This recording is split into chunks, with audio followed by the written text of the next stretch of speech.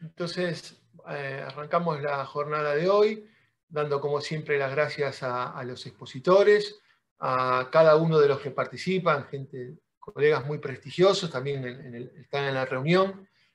Agradecer como siempre a los imprescindibles de estas reuniones, Juan Raskowski, Guillermo Castillo, Facundo Ballester, Leo Flaminio, que son los compañeros de ALADE que hacen posible estas reuniones. Y bueno, nada, brevemente como hacemos siempre, un poquito las semanas que vienen, lo que van a venir. El jueves que viene, al igual que hoy y las pasadas, es una reunión imperdible. Imperdible, subrayado en rojo como imperdible, ¿no? Va a compartirnos Carlos Schneider, el jefe de la Comisión Disciplinaria de FIFA, un lujo enorme.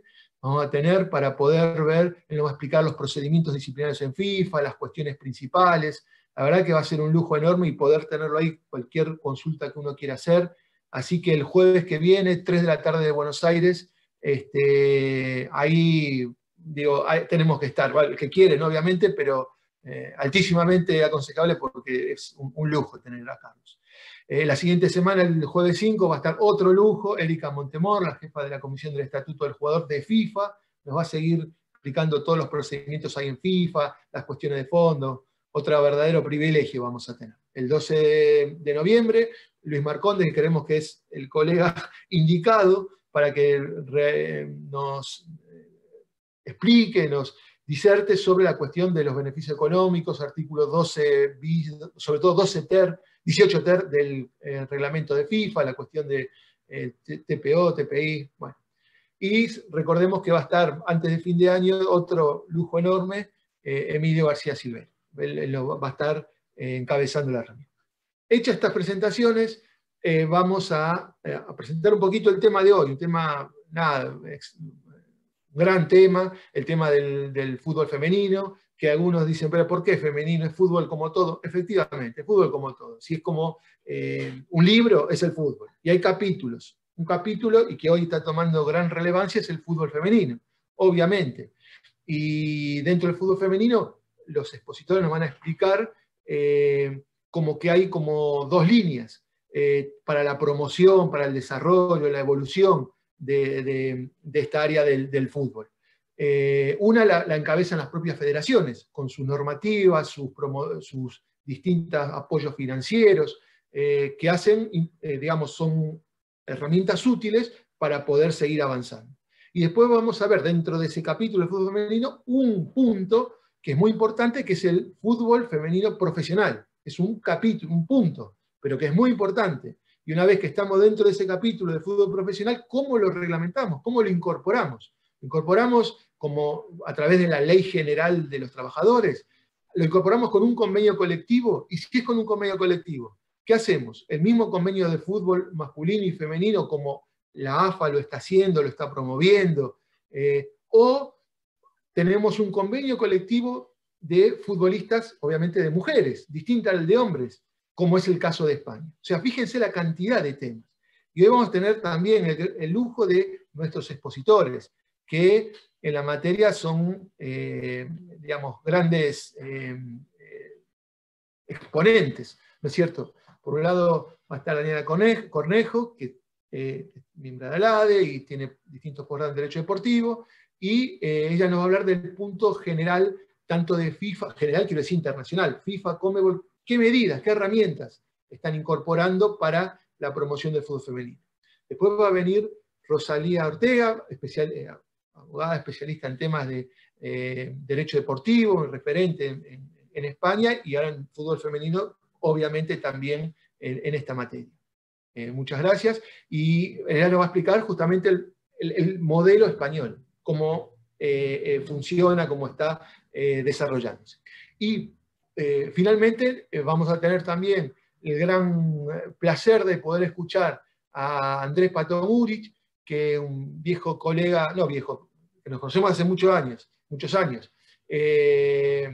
Gracias Andrés también por sumarte a estos jueves de ALADE, y él nos va a explicar un modelo, el argentino, que tiene sus particularidades, van a ver qué interesante también, y él es también parte, digamos, importante de todo este desarrollo, porque él está en el aspecto legales de cómo implementarlo. Así que, hecha esta introducción, Daniela, te paso la palabra y bueno, seguramente vamos a disfrutar de los tres expositores mucho de sus conocimientos. Bueno, Richard, muchas gracias. Y bueno, obviamente extiendo también el agradecimiento a los expositores. Hoy en mi doble rol de moderadora y también de expositora. Así que bueno, también quiero agradecer al ADE la oportunidad y la posibilidad, no solamente para mí, para poder estar acá con ustedes, sino también de estos espacios. La realidad es que, como estábamos hablando al comienzo, siempre mantenemos una gran cantidad de asistentes, mientras voy admitiendo más gente que va ingresando, y la verdad que eso es bueno, y por supuesto creo que también es parte del trabajo que realizamos en equipo, junto con los chicos que nombró Ricardo, Leo, Facu, Juan, Guille. Yo no podría hacer esto sola, lo digo desde lo técnico y desde la moderación, así que ellos están siempre ahí conmigo dándome una mano, así que gracias a mis compañeros y bueno, obviamente a vos, Richard, a Norbert y a toda la gente de ALADE en general. Y también a ustedes, a todos los que están acá escuchándonos, que siempre están, que siempre bancan estos jueves ALADE y que bueno, que también nos bancaron en el cambio de horario. Así que bueno, hechos los agradecimientos para todos ustedes, voy a empezar con lo que me toca mientras sigo admitiendo gente. Bien. Como adelantó Ricardo, yo voy a comentarles el régimen legal de FIFA, ¿sí?, con relación al fútbol femenino. Como bien saben, lo hemos visto en las charlas que tenemos acá en ALADE, FIFA establece los lineamientos básicos que deben considerarse en el vínculo entre los jugadores, los clubes y las asociaciones a través del reglamento sobre el estatuto y la transferencia de jugadores. Este es el reglamento que siempre mencionamos, del que siempre hablamos. Es donde se encuentran todas las cuestiones básicas, es donde se establece el jugador, la categoría de jugador profesional o aficionado, las cuestiones atinentes al vínculo contractual, a la estabilidad contractual, la rescisión contractual, las consecuencias de la ruptura sin causa justificada, que Richard, vos nos diste una charla sobre esto bastante interesante, así que la recomiendo. Y aspectos también importantes como las transferencias internacionales de jugadores, las transferencias internacionales o bien las excepciones para las transferencias internacionales de menores, y también en el reglamento es donde se establecen los derechos de formación y mecanismos de solidaridad, entre otras cosas. Bien, este reglamento se aplica tanto a jugadores como a jugadoras, con lo cual cuando vamos a hablar acerca del régimen legal o del marco legal en el ámbito FIFA del fútbol femenino, tenemos que referirnos al reglamento que les estoy comentando sobre el estatuto y transferencia de jugadores. Bien, la única excepción que establece el reglamento con relación al fútbol femenino es en cuanto a los derechos de formación. Está en el artículo 20 justamente establecido y excluye expresamente la aplicación al fútbol femenino. Esto ha dado lugar a varias opiniones encontradas, algunos validando esta exclusión, sobre todo FIFPro, por ejemplo, y bueno, por supuesto FIFA, y también hay una incógnita planteada con relación a qué pasa con el mecanismo de solidaridad. ¿Por qué? Porque en el artículo siguiente, en el artículo 21, donde está establecido el mecanismo de solidaridad, no está excluido la aplicación para el fútbol femenino. Pero la realidad es que personalmente doy mi opinión con relación a esto. Yo entiendo, y digamos, todos sabemos que el mecanismo de solidaridad reconoce su razón de ser en el derecho de formación, con lo cual, desde mi punto de vista por lo menos, si el derecho de formación no aplica para el fútbol femenino, tampoco aplicaría el mecanismo de solidaridad. Así lo ha dejado en claro FIFA en distintas manifestaciones, y lo mismo, como le comentaba también a Ricardo, no hay reclamos en FIFA de fútbol femenino con relación al mecanismo de solidaridad, con lo cual creo que esto es evidente. Y yo quiero hacerles un asterisco y una llamada, porque después voy a volver sobre este tema en uno de los programas de FIFA, en donde justamente se establece una contribución de solidaridad por parte de FIFA con relación a los mundiales. Hago el asterisco, lo vamos a ver cuando esté más avanzada con mi exposición. Bueno, y volviendo con el reglamento, por el artículo 1 bis del reglamento se especifican algunos principios del fútbol femenino, como los titula, pero dentro de estos principios se refiere más que nada a las selecciones nacionales. La obligatoriedad de los clubes para ceder a las jugadoras y algo que me parece bastante importante, que es el establecimiento del calendario FIFA, ¿sí? De los periodos internacionales. Y acá donde me quiero detener un momento, que es en las selecciones nacionales. ¿Por qué? Porque cuando me propusieron hablar de FIFA, digo, bueno, si tengo que hablar de fútbol femenino y de FIFA, no puedo no hablar de los mundiales. El mundial es el evento más importante deportivo y justamente en el fútbol femenino, el último que se desarrolló en el año 2019 en Francia, marcó un antes y un después. Yo estoy segura que todos los que estamos aquí presentes siguieron al menos uno de los partidos disputados. Todos sabemos que salieron campeonas las chicas de Estados Unidos, o sea, es el evento deportivo más importante, al menos para la mayoría, y hay algo que se está gestando en el fútbol femenino. Este mundial pasado, en 2019, tuvo más de 1.000 millones de espectadores.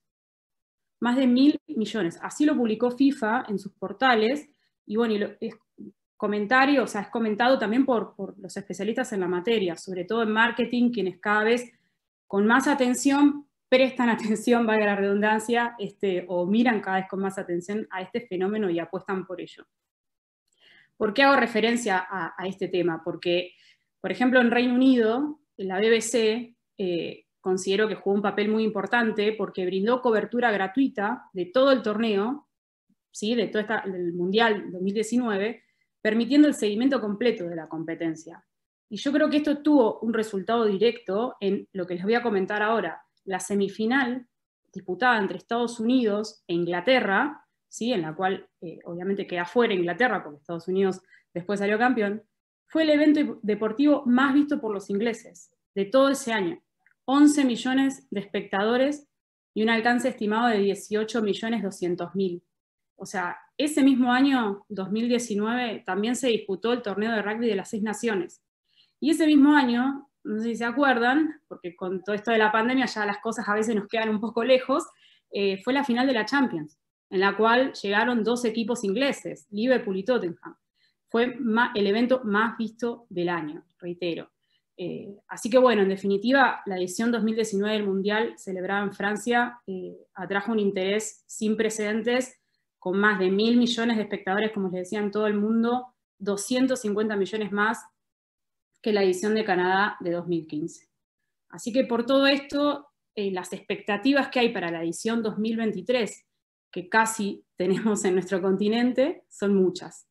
Insisto en que el Mundial marcó un antes y un después en la actividad, no solo dando visibilidad, sino también conquistando espectadores, mercados e intereses de los patrocinadores. Así que bueno, creo que esto es parte del camino que se está recorriendo y que obviamente también ya después mis compañeros continuarán en la exposición, y que también incluso trajo aparejado determinados reclamos de igualdad salarial. Creo que todos hemos estado también en conocimiento de la selección de Estados Unidos, que hizo un reclamo específico, reclamándole a su federación por la equiparación salarial. Ellas planteaban que cobraban un 38% de lo que se le abonaba o percibe el combinado masculino de Estados Unidos, un combinado masculino que siquiera había clasificado al Mundial Rusia 2018, ¿sí? Contra la mejor selección del mundo. O sea, pero bueno, independientemente de eso, creo que se va abriendo un camino. Recientemente, incluso la Federación Inglesa y la brasilera dieron el ok con la equidad salarial entre ambos sexos. Ya sí lo tenían dispuesto Australia, Noruega, Nueva Zelanda y Dinamarca. Y realmente yo creo que la Federación Inglesa, que es uno de los países con mayor influencia en el fútbol, haya decidido igualar los pagos entre las selecciones masculinas y femeninas, es sin dudas una puerta de entrada para resolver esta desigualdad. Y lo mismo con Brasil, porque realmente por la posición que ocupa Brasil en Latinoamérica. Y pareciera que FIFA, entonces, volviendo sobre el tema, va en este sentido. sigue este camino. Así que yo lo que quiero destacar, sobre todo, volviendo a FIFA y a lo que también nos había adelantado ya Ricardo, es que desde FIFA se advierten muchísimos programas, que justo me sonó acá el celular y está conectado con la compu. Desde FIFA se presentan continuamente programas, noticias, directivas, instrucciones, en este sentido, para apoyar, para fomentar el desarrollo del fútbol femenino y de la profesionalización del fútbol femenino, que también es importante. Y lo mismo, baja línea para las federaciones. La realidad es que el actual objetivo que tiene FIFA es incrementar la cantidad de jugadoras para el año 2026 a 60 millones. Actualmente, o por lo menos los números que yo tengo, mientras sigo admitiendo gente, los números que yo tengo es que al año 2019 la cantidad de jugadoras son poco más de 13 millones. Y quiero dejar otro dato de color.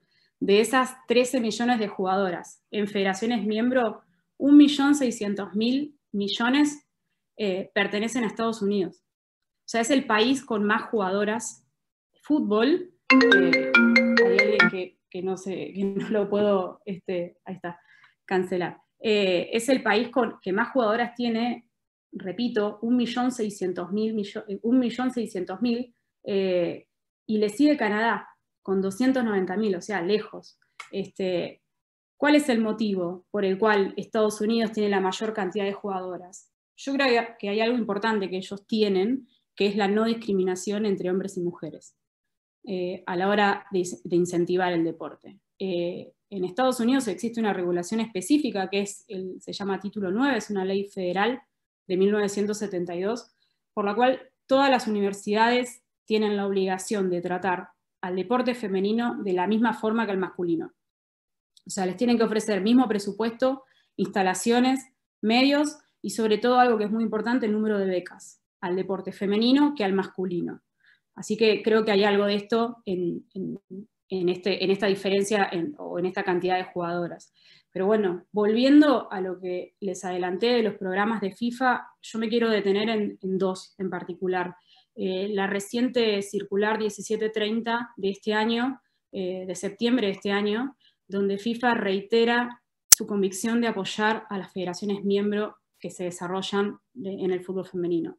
Y enumera programas específicos que incluyen un montón de cosas, pero me parece que lo más importante son los desarrollos de ligas, promoción de fútbol femenino, sistema de licencias de clubes, formación para gestores y administradores, becas, etc. También existe una división de fútbol femenino en FIFA que es la encargada, la responsable de recibir todas estas solicitudes de parte de las federaciones.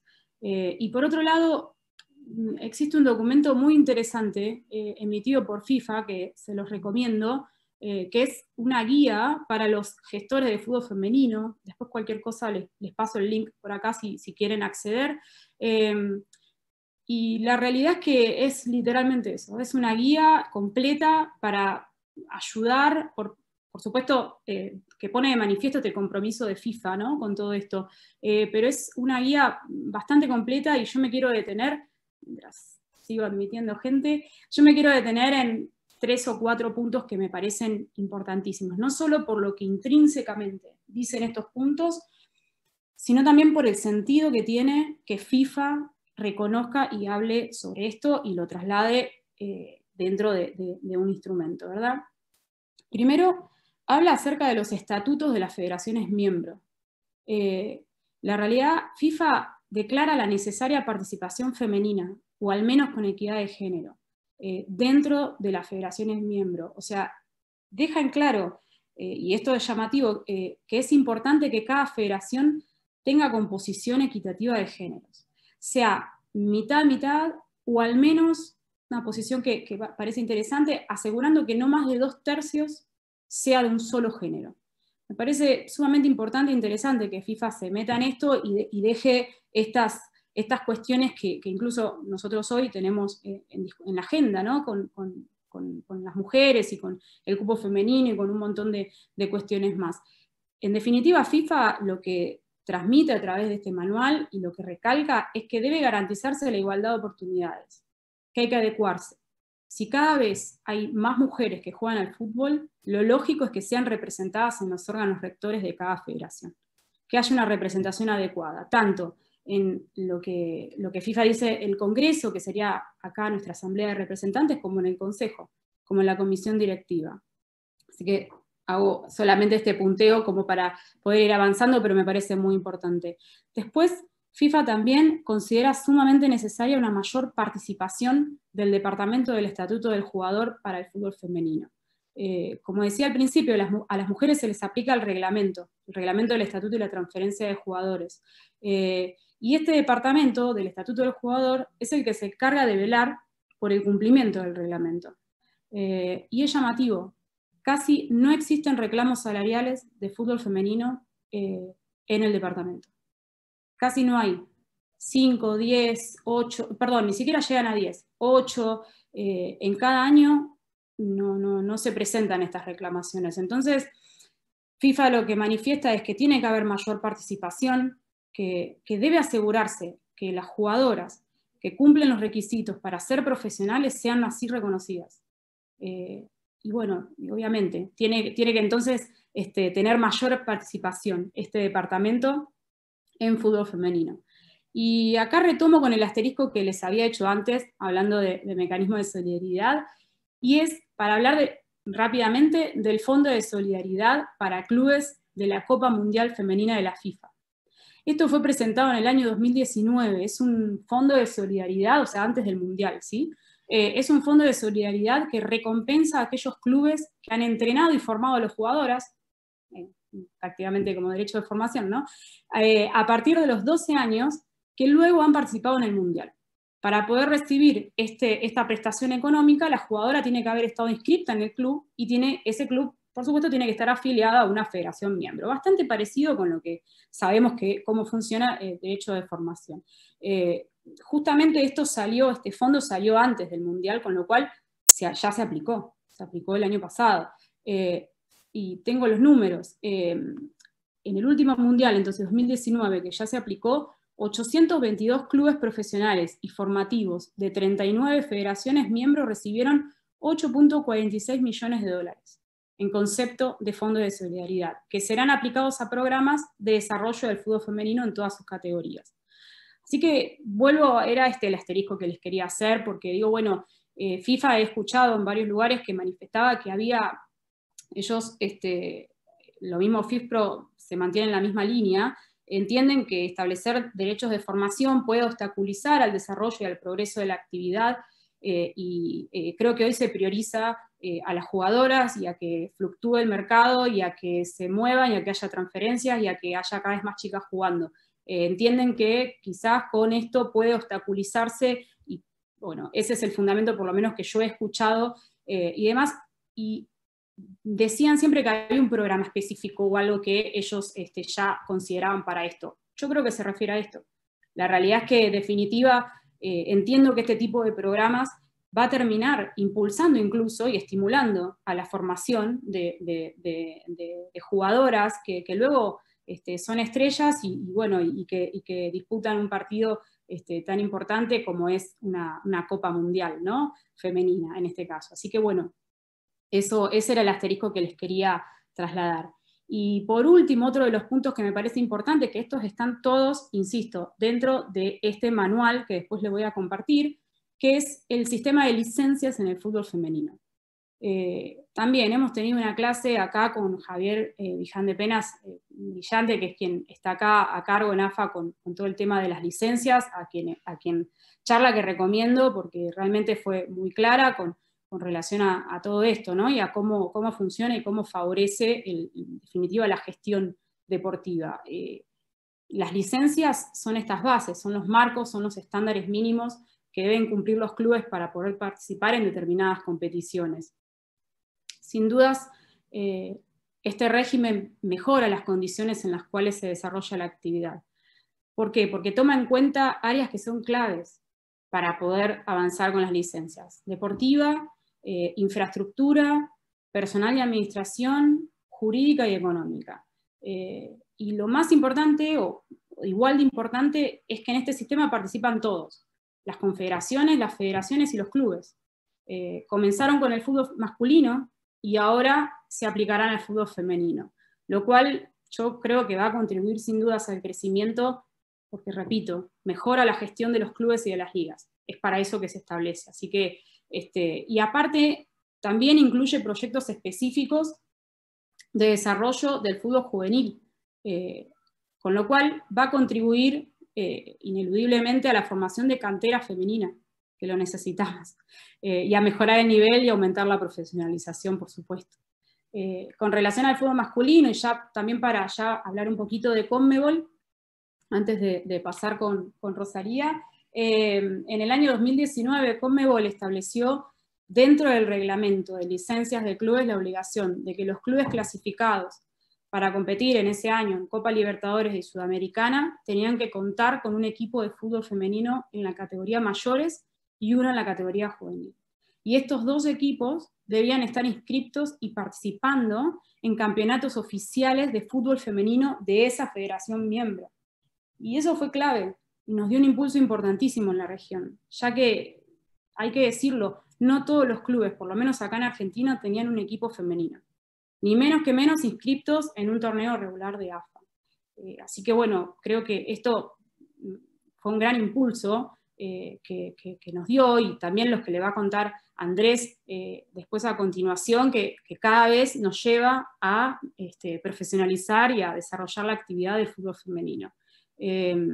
Y bueno, recientemente, incluso en marzo de este año, CONMEBOL aprobó un reglamento de licencias para el fútbol femenino, nuevamente fijando desde la Confederación estos lineamientos básicos para cumplir por parte de los clubes participantes de la competición, digamos, de la Copa Libertadores femenina de este año, 2019.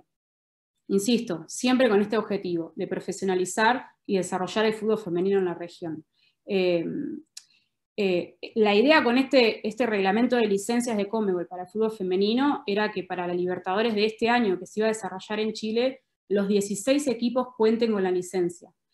Como consecuencia del COVID, CONMEBOL decidió suspender la aplicación para este año 2020, pero bueno, se aplicará el año que viene, estimo. Independientemente de ello, creo que es clara la política, la bajada de línea, el compromiso asumido para continuar en este camino de crecimiento del fútbol femenino. Así que bueno, yo terminé por acá con mi parte, para darles, como les decía, este marco general con relación al fútbol femenino en la región, en FIFA y CONMEBOL, y ahora sí quiero habilitarte el micrófono, Rosalía, porque quiero escucharte. Ahí estamos, un minuto, con el sistema en España, que me parece sumamente interesante, con el convenio colectivo y bueno, y lo que ustedes tienen por allí. Así que muchas gracias. Bueno, buenas tardes. Felicidades, lo primero, Daniela, por la exposición, que yo creo que es muy esclarecedora y además con tantos números y datos, yo creo que al final también podemos entender un poco cuál es esta industria, que es un poco o bastante especial, ¿no? Tengo que dar, por supuesto, las gracias a Alade, a mi querido amigo Ricardo, a Norberto y también a Andrés, que es para mí un placer estar hoy aquí con vosotros. Aquí en Madrid llueve y hace tormenta y sé que allí ya estáis entrando en verano y seguro que estáis muchísimo más contentos. Pero bueno, desde aquí y desde Madrid, para nosotros este año, en el contexto del fútbol femenino, pues digamos que ha sido un año absolutamente histórico, porque se ha firmado el primer convenio de fútbol femenino, que a diferencia de lo que, bueno, allí, como estabais contando, en Argentina, bueno, pues tenéis un mismo convenio para una misma actividad. Yo creo que los datos que has estado dando, Daniela, yo creo que nos contextualizan mucho y nos ayudan a entender, yo creo que desde el punto de vista territorial, en España, desgraciadamente, yo creo que no tenemos esas cifras. Y yo creo que cuando se habla un poco de discriminación del fútbol femenino, yo la verdad es que no estoy, por lo menos en el contexto de España, que es el que yo conozco, yo no comparto tanto que exista una discriminación. Es decir, no es que hay unos señores arriba malos que quieren tratar mal a las mujeres con unas condiciones que sean peores o distintas, ¿no? Yo creo que tenemos que ser realistas y por lo menos en España tenemos que entender que no estamos ante un producto que sea absolutamente igual, ni que tenga las mismas cifras, ni que se genere el mismo dinero. O sea, es muy significativo que en un mismo club de fútbol haya un patrocinador para un equipo masculino y otro patrocinador para un equipo femenino, porque obviamente es un producto que no se consume igual. ¿Por qué no se consume igual? Pues igual a lo mejor habría que hacer un diagnóstico, pero yo creo que tampoco hay que ser un gran experto en negocios, ¿no? Para saber que estamos hablando de una industria que aunque se hace el mismo deporte, se juega el mismo deporte, ni siquiera es un negocio que tiene el mismo desarrollo. Yo creo que el fútbol masculino nos lleva al fútbol femenino bastantes décadas de adelanto. Me había apuntado por aquí para no confundirme. No podemos hablar del mismo negocio, un negocio que el primer partido de fútbol masculino fue en 1860 en las Islas Británicas y 32 años después el primer partido de fútbol de mujeres fue en 1892. Exactamente lo mismo pasó con el primer equipo de fútbol, el Sheffield, que fue en 1857, y el primer equipo de chicas fue en 1895. Para ver algo más reciente, el primer mundial de fútbol masculino fue en Uruguay en 1930 y el de fútbol fue en Italia en 1970. Es decir, llevamos 40 años de retraso en una industria que yo creo que debemos olvidarnos un poco de esa parte romántica que tiene el fútbol y concentrarnos que al final es una actividad económica y los salarios tienen que ver con el tipo de producto y cómo se consume ese producto.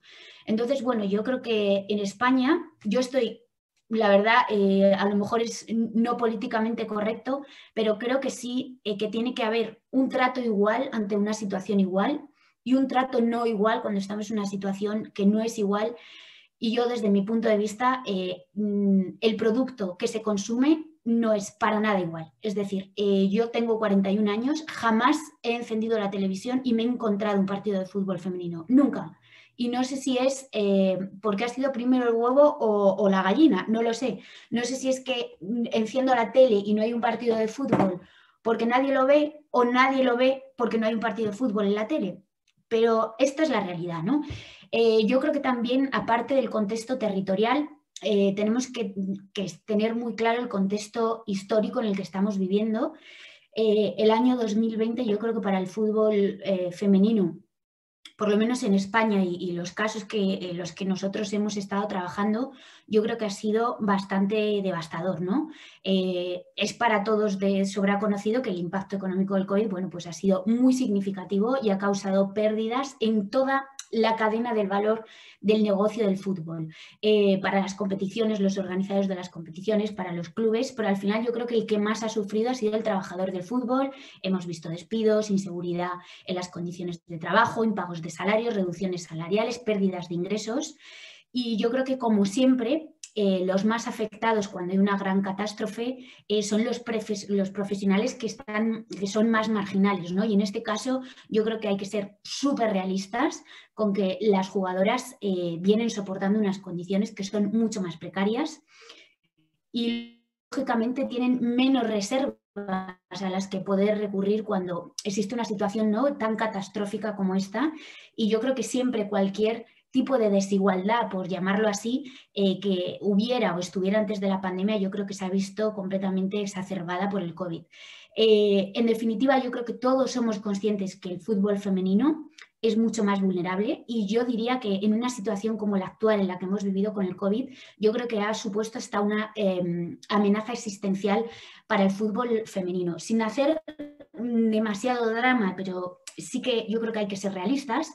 El fútbol femenino tiene menos arraigo, tenemos salarios más bajos, tiene un menor alcance de oportunidades, tiene una menor inversión empresarial y yo creo que hace conforma un ecosistema muchísimo más frágil, donde muchas veces nos hemos encontrado con contratos no escritos que faltan, con contratos de muy corta duración. A veces nos hemos encontrado contratos indefinidos, es decir, hay una falta de profesionalización, yo creo, dentro del fútbol, es decir, como dentro de una institución deportiva sabiendo perfectamente lo que es un profesional del deporte, podemos encontrarnos con contratos indefinidos cuando uno trabaja en el deporte, pues trabaja a una duración determinada, con muchísimos problemas, yo creo también, sobre todo en las medidas de seguros y de protección social.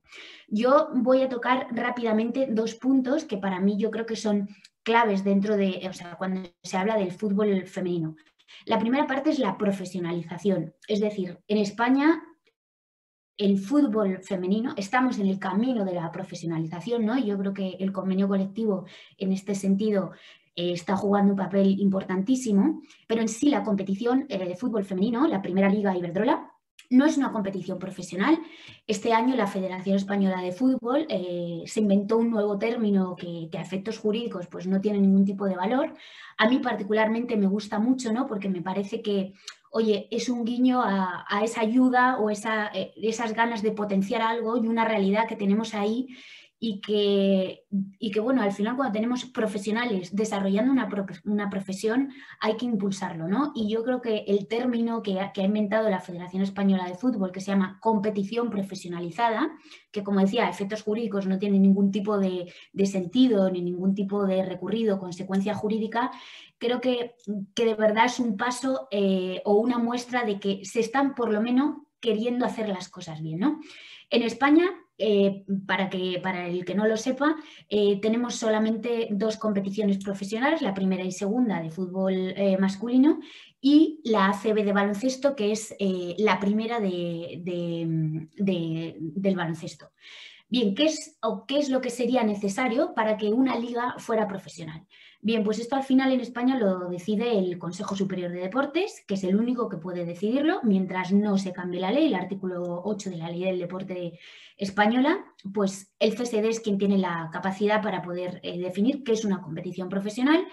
Y para que fuera profesional la primera liga de fútbol femenino, lo que se suele exigir es que exista un vínculo laboral entre clubes y jugadores, que dentro de la primera liga Iberdrola todas tienen contrato laboral.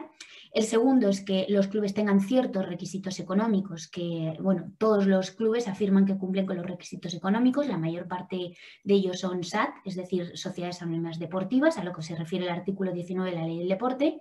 Y por último, que la competición tenga cierta dimensión económica y bueno, pues se dice, yo no sé si al final los números son contrastados o no, ojalá fuera como los números que estabas dando, Daniela, de bueno, esa audiencia en la última Copa del Mundo de fútbol femenino, sobre todo los números, ¿no? de Inglaterra, que yo creo que son bastante envidiables para España.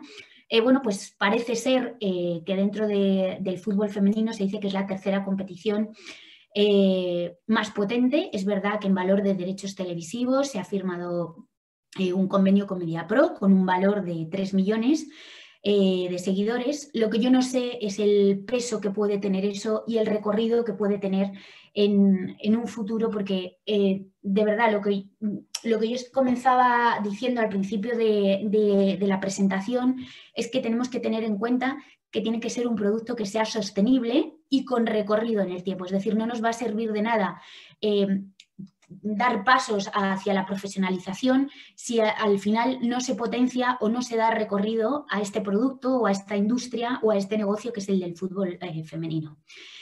¿Qué sería bueno o qué ventaja nos daría que la liga de fútbol femenino, la primera liga, fuera profesional? Pues al final nos daría una personalidad jurídica propia, nos daría una autonomía para poder organizar y para poder funcionar y, por ejemplo, en un caso como el de la pandemia, que se hubiera podido decidir desde una manera interna si se continuaba con la competición o no. Yo creo que esta parte de la profesionalización y que se consiga que sea calificada la liga como una liga profesional, bueno, pues tiene su importancia, pero de verdad yo creo que el problema a día de hoy que tenemos es qué pasa con esa profesión que se desarrolla por las jugadoras.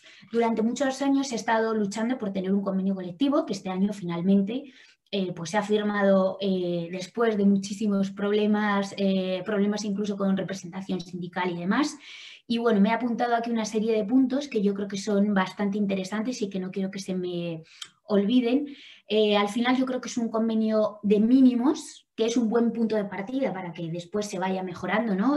Con los años, pues los convenios colectivos se van mejorando con los ejemplos que te va regalando la práctica y los problemas que te va dando la práctica. En primer lugar, bueno, pues es un convenio que se firmó a principios de este año, el 18 de febrero de 2020, se firmó con efectos retroactivos, es decir, desde el 1 de julio de 2019 es aplicable hasta el 1 de julio de 2020. ¿Qué significa esto? Pues bueno, que si hay alguna jugadora que se da cuenta que su contrato no ha cumplido con estos mínimos que exige el convenio, pues siempre estaría a tiempo de poder reclamar que se cumpliera con esos mínimos. Va a tener la vigencia de un año que se irá renovando anualmente. Cosas que recoge. Yo creo que lo más importante y muchas veces lo más difícil es calificar lo más sencillo, que es a quién lo aplicamos. Bien, el ámbito de aplicación de este convenio colectivo es para todas las jugadoras de la Liga Iberdrola, es decir, para la primera división, pero también es aplicable para jugadoras que tengan licencia con el filial, siempre y cuando se les haya convocado a más de 12 partidos o hayan jugado más de 10 partidos. El convenio es cierto que no se refiere o no especifica si son partidos profesionales, o sea, oficiales o no oficiales. Una de las grandes claves dentro de la negociación y que se ha peleado mucho es el salario mínimo para las jugadoras. Bueno, pues se ha conseguido que el salario mínimo sea de 16.000 euros brutos a una jornada completa o 12.000 euros brutos si es una media jornada, lo cual no va a incluir los conceptos salariales pues de prima de fichaje, de prima de firma de contrato, prima por partido, derechos de imagen, bonus por goles, premios por antigüedad, pagas extraordinarias, etc. La jornada máxima, mientras un trabajador normal tiene una jornada máxima de 40 horas semanales y 8 horas al día, para el fútbol femenino es de 35 horas a la semana y de 7 horas al día, y se estuvo también trabajando mucho por ver y por definir cuál era la parcialidad. Y bueno, pues finalmente la parcialidad se fijó en un 75%. Esto significa que si puedes tener dos tipos de jornadas, es decir, un contrato a jornada total o a jornada parcial, el mínimo de la parcialidad tiene que ser del 75%, ¿no? Esas horas de trabajo o de jornada no incluyen ni desplazamientos ni concentraciones, pero sí incluye actos publicitarios. Hay un descanso mínimo que tiene que ser de un día y medio seguido de descanso. La contratación, el contrato tiene que ser de una duración determinada. Normalmente no, se tiene que firmar con 4 ejemplares. Se puede poner un periodo de prueba de 15 días. Las concentraciones no pueden ser de más de 24 horas, es de 72 si se juega como equipo visitante. Se tiene unas vacaciones de 30 días. Yo insisto que estoy rescatando un poco los puntos que son más clave porque dentro de todo el convenio, bueno, pues hay 7 capítulos, pero yo creo que al final lo que más interesa es esto. Una de las cosas que más ha interesado y que además marca la diferencia de que efectivamente los hombres y las mujeres no somos iguales, ¿no? Pero por una cuestión además puramente fisiológica, es el tema del embarazo. Yo creo que tenemos todos claro que la mujer deportista siempre ha tenido miedo al embarazo, pues oye, por un lado, por el miedo a lo mejor a que el equipo deje de contar contigo, porque lógicamente los cambios físicos hacen que a lo mejor físicamente uno no esté en las condiciones óptimas para desarrollar un trabajo que no tenemos que olvidar que es plenamente físico y donde se necesitan unas condiciones físicas del 1000%. Y bueno, yo creo que la mujer siempre ha tenido un poco miedo a quedarse embarazada, o bien porque se deshagan de ella, no quieren contar con ella, o incluso por sus propios cambios físicos, ¿no? Dentro del convenio, yo la verdad es que he echado bastante en falta el tema de la nulidad de un despido en caso de embarazo, o que se pronuncien sobre las cláusulas de antiembarazo que muchas veces hemos visto en algunos contratos. Es verdad que yo hace tiempo, llevo mucho tiempo sin verlas, ¿no? Pero la verdad es que han existido. Pero sí que es cierto que el convenio ha venido a reconocer que las mujeres que se queden embarazadas en su último año de contrato, bueno, pues tienen derecho a que sea renovado un año más en las mismas condiciones, ¿no? También yo he hecho en falta qué es lo que ocurre con el periodo de lactancia. Pero bueno, yo creo que como primer paso ante un vacío completo de esta situación, pues yo creo que tampoco estamos ni tan mal. En cuanto al tema de la incapacidad, cuando hay una lesión para la jugadora, tenemos un 100% de la retribución en un caso de baja, y en un caso de incapacidad total, la jugadora recibiría 90.000 euros, y en caso de mortalidad, los familiares recibirían 60.000. Aparte, se reconoce un plus de antigüedad con un mínimo de 6 temporadas en el mismo club. Es decir, ¿qué significa esto? Que cuando una jugadora ha estado mínimo 6 temporadas en un club, recibe un premio cuando te vas del club, que normalmente oscila entre los 2.000 y los 3.500 euros. Se ha reconocido la compensación por formación, que fue uno de los artículos que también, por cierto, como ha estado comentando Daniela, que estaba en el artículo 20 del Estatuto de FIFA, aquí también está recogido en el artículo 20, y es para jugadoras de menos de 23 años, se reconocen los derechos de imagen y también se reconocen los derechos en la cesión definitiva o temporal, el derecho de la jugadora a recibir el 15% cuando existe una cesión. Y bueno, pues yo creo que con esto hemos tocado un poquito todo, cómo está la competición en España, que no es una competición profesional, aunque estamos en el camino, no sé si finalmente algún día será calificada como profesional o no. Y bueno, pues que hemos dado un salto cualitativo, yo creo que respecto de otros países de Europa, que ni siquiera lo tienen. Y bueno, pues yo creo que estamos por un buen camino en el que yo creo que hace falta seguir trabajando.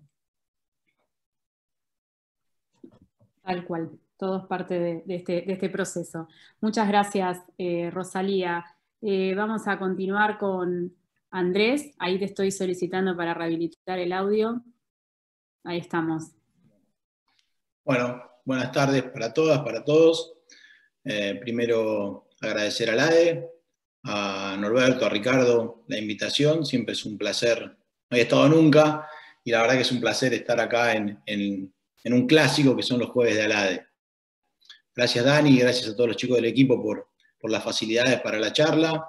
Un placer tener a vos Dani y a Rosalía como parte de esta disertación sobre el fútbol femenino. La verdad que después de las presentaciones que hicieron, me da hasta un poco de vergüenza hablar, porque la verdad que han sido muy, muy completas. Pero bueno, me toca exponer un poco la situación en Argentina, en AFA, de nuestro querido fútbol femenino. La verdad que desde la asociación, desde un primer momento, cuando asumió Claudio Tapia, se puso el ojo en reactivar un montón de actividades que por ahí no tenían asiduidad, caso los entrenamientos de las selecciones nacionales y fundamentalmente el fútbol femenino. Cuando ya en el 2017 asumió Tapia, la selección hacía 2 años que no participaba en competiciones internacionales. Se había caído del ranking, para que le den una idea, del ranking FIFA. De a poco, con algunos sobresaltos y encontronazos al principio, propio del no conocimiento entre jugadoras y dirigentes nuevos, que se fueron limando con el correr del tiempo y también con esa confianza que se va ganando en el día a día del trabajo. Primero se armó el proyecto de selecciones, dándole la importancia necesaria a la selección mayor, que derivó en el triunfo en el repechaje en cancha de Arsenal ante Panamá, y con la presencia de unas 10.000 personas en cancha.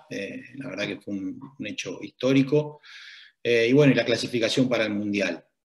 El Mundial que, como bien dijo Dani, fue un hito histórico en la historia de FIFA.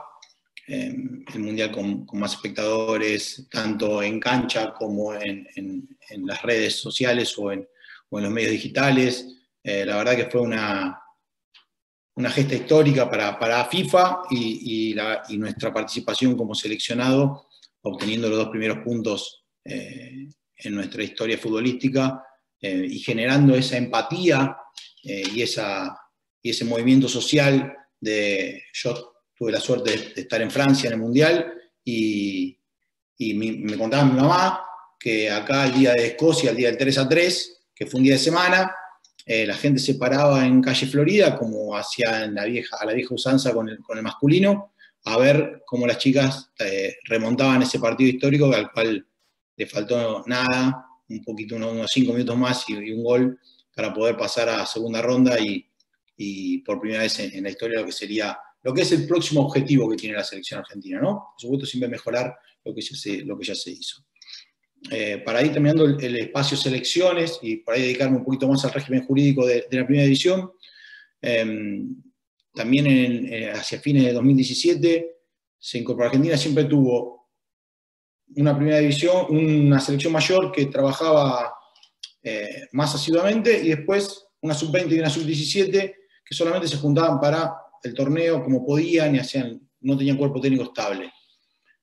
Bueno, se decidió desde la conducción de AFA que Carlos Borello, como técnico de la mayor, tenga también la dirección de la sub-20, que jugó el sudamericano en marzo, antes de la pandemia. Bueno, de hecho la fase final todavía no se pudo disputar, y se contrató a Diego Guachi y Bárbara Dot, junto con Maxi y Vanessa, los miembros del cuerpo técnico, preparador físico y entrenador de arqueros, para las selecciones sub-17 y sub-15. Hoy, en este momento, la sub-17 está en la burbuja sanitaria de Ezeiza, preparándose para el sudamericano, que se va a jugar en Montevideo a fin de noviembre, primeros días de diciembre, clasificatoria mundial de India en febrero-marzo. Si logramos la clasificación, será también la primera vez en la historia que un equipo de Argentina, una selección argentina sub-17 pueda participar de una competencia mundial. Y esa selección sub-17, por ahí quería llegar a este punto, está compuesta por 26 jugadoras, 13 del AMBA y 13 del interior del país. Y ahí es donde vamos un poquito, ahora enganchamos con la parte de Argentina, pero por primera vez en la vida institucional de AFA, una selección sub-17 tiene la misma cantidad de jugadoras de los clubes de Buenos Aires y Gran Buenos Aires, y de los clubes del interior. ¿Por qué? Porque se hizo un proceso. ¿Cuál fue el proceso? El proceso de visorías. El cuerpo técnico de la 17 y la 15, el Consejo Federal tiene el país dividido en 8 regiones, se fue a cada una de esas 8 regiones e hizo visorías. ¿Cómo fue? Contactó a los técnicos de los clubes de las ligas, los clubes de las ligas seleccionaron jugadoras y los técnicos de la selección que fueron a diversas ciudades miraban jugadoras durante 4 días. A partir de allí se hizo una selección, por supuesto, se seleccionó jugadoras y se las trajo al predio de Ezeiza, donde hubo, por supuesto, otra preselección que derivó en estas últimas 26 jugadoras que están participando de esta preparación al sudamericano. Ahora bien, todo el espacio de selecciones se nutre con jugadoras, y las jugadoras tienen que salir de algún lado, y salen de la Liga Nacional, ¿sí? de la liga profesional que tenemos en AFA. Para no hacer un raconto histórico muy lejano, primer torneo oficial de AFA en 1991, antes de 1991 AFA no organizaba fútbol femenino, y a partir del 91 en adelante siempre fue una disciplina amateur o aficionada. 16 de marzo de 2019, Tapia por la Asociación de Fútbol Argentino, Sergio Marchi por el Sindicato de Jugadores y Jugadoras, firman el acuerdo marco por el cual se implementa el régimen profesional dentro del fútbol femenino. Y ahí vino la primera pregunta, un poco lo que decía Rosalía o lo que decía Dani. ¿Qué hacemos? ¿Un convenio colectivo específico para las mujeres o incorporamos a las mujeres al convenio colectivo, al 557/09, que viene desde el año 70 y pico, 75, si la memoria no me falla, y las incorporamos al convenio? Y ahí la respuesta, tanto del gremio como nuestra, fue casi unánime. El fútbol es uno solo. No hay dos fútbol. No hay fútbol masculino y fútbol femenino. Se juega con una pelota, 11 jugadores, jugadoras, árbitros, corners. Es uno solo. El fútbol no tiene género. Entonces, al no tener género, al ser de todos, lo lógico era que las jugadoras profesionales se incorporen al convenio colectivo actual y vigente. Por supuesto que era un convenio colectivo donde por 40 años fue exclusivamente masculino. Entonces hubo que hacer algunos arreglos, algunas diferenciaciones, porque la mujer, por ahí como decía Rosalía, está el tema del embarazo, está el tema de la maternidad, que son propios del género femenino. Ahora bien, ¿cómo se armó la liga profesional? Hoy actualmente Argentina tiene 3 divisiones en fútbol femenino dentro de lo que es los torneos directamente organizados por AFA. Primera A, Primera B, Primera C. La primera A es la única que es profesional. Algunos le llaman semiprofesional, nosotros entendemos que es un régimen mixto, pero profesional. ¿Por qué es mixto? Porque conviven dentro de la lista buena fe de 35 jugadoras, algunas profesionales y otras aficionadas sin tener límite de edad, para arriba. ¿Qué se hizo? Las consideraciones básicas de ese acuerdo marco. Primero, 8 contratos como mínimo. Cada club, de los 17 que participan en la primera división, tienen que tener 8 contratos, 8 jugadoras profesionales como mínimo. Pero volvemos al mismo. Es, como bien dijo Rosalía, un convenio de mínimos, ¿sí? Mínimo 8 contratos. Por ejemplo, Boca hizo 23, River hizo 21, Gimnasia, Estudiantes, San Lorenzo hicieron 16, 14, 15, Racing lo mismo. Hubo 198 jugadoras profesionales durante la primera temporada, que lamentablemente quedó trunca por el COVID. 198 dividido 17 le da prácticamente 12 jugadoras profesionales por equipo. Si uno ve el vaso medio vacío, le va a parecer poco. Si uno ve el vaso medio lleno, donde no hubo profesionales nunca en la historia de Argentina, creo que es para tener en cuenta. Bien, ¿qué más se le buscó al profesionalismo, a este acuerdo marco? La jugadora profesional que ostenta el contrato profesional con un club, cuando pasa a otro club de la liga profesional, no puede retomar el estatus de aficionada, sino que debe mantener ese estatus profesional sí o sí. Nosotros esto ya lo incorporamos en algunas categorías masculinas, como son la Primera C y el Federal A, y la realidad, la experiencia nos indica que con el correr de los años y al rotar las jugadoras, los jugadores en ese caso dentro de los equipos de la divisional, a los 3 o 4 años ya tenés un promedio de unas 20 a 25 jugadoras profesionales por equipo, porque es indefectible que cuando van rotando y al tener que mantener la categoría profesional vayan incorporándose cada vez más. Por otro lado, nos focalizamos en algo que por ahí parece de afuera, parece algo que no tiene tanta importancia al profesionalismo, pero para nosotros será muy importante, que es el cuidado físico de la jugadora. Porque habitualmente los exámenes médicos por ahí no eran del todo exhaustivos, que había que presentar, entonces con el gremio sacamos una adenda que es el apto físico autorizado. ¿Qué es el apto físico autorizado? La jugadora antes de competir debe indefectiblemente pasar por el gremio y hacerse todos los estudios correspondientes para tener el apto. Lamentablemente, en esa barrida de aptos físicos que hubo al principio de temporada, hubo 3 o 4 jugadoras que se les detectó alguna falencia física y no pudieron competir en el fútbol profesional. Bien, el DT o la DT tiene que tener título habilitante y una vez que teníamos ese acuerdo marco, nos dedicamos a estudiar de manera bastante detallada cómo implementar la licencia por embarazo y maternidad. A ver, acá la gran mayoría de los participantes, muchísimos son abogados, saben que el convenio colectivo, por lo menos el del fútbol, aplica subsidiariamente la ley de contrato de trabajo. Ley de contrato de trabajo, la 2744, que tiene un régimen de licencia por embarazo y maternidad para las trabajadoras, cualquiera sea su actividad. Pero bueno, no es lo mismo una abogada, una médica, una contadora, una oficinista, que una jugadora de fútbol profesional. La actividad es distinta. Como decía Rosalía, es una actividad netamente física, donde hay un montón de roces dentro de la productividad o pelotazos que pueden generar en una jugadora embarazada alguna probabilidad de pérdida de embarazo. Entonces, con el gremio hicimos una adenda y establecimos un sistema de licencia de embarazo, de licencia por maternidad y embarazo específico para la actividad. ¿Es perfecto?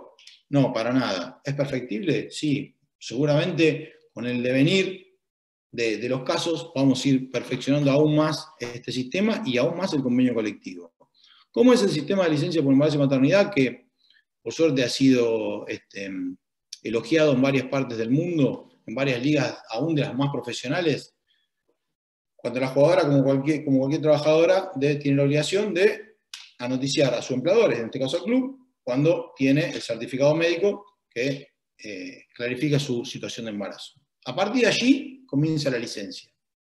Licencia que a partir de ese momento le prohíbe de disputar partidos amistosos u oficiales. ¿Puede seguir entrenando? Era la gran pregunta que nos hacíamos todos. ¿Puede seguir entrenando? Porque por ahí tiene 8 semanas de embarazo, no sé, 6 semanas de embarazo, ¿sí? puede seguir entrenando? La respuesta es depende. Ni sí ni no, depende. ¿Depende de qué? Depende de que su médico personal, su obstetra, su médico personal, su ginecólogo, le diga por escrito qué tipo de actividad física puede hacer. Que primero, que le habilite esa actividad física, y segundo, qué tipo de actividad física puede hacer.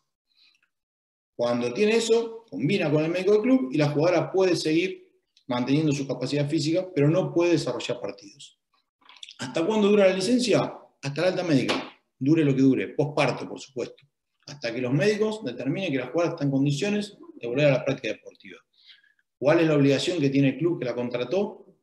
Pagar, darle todas las prestaciones contractuales, completas, sueldo y todas las otras que tiene cualquier relación laboral, más aún en el tema fútbol.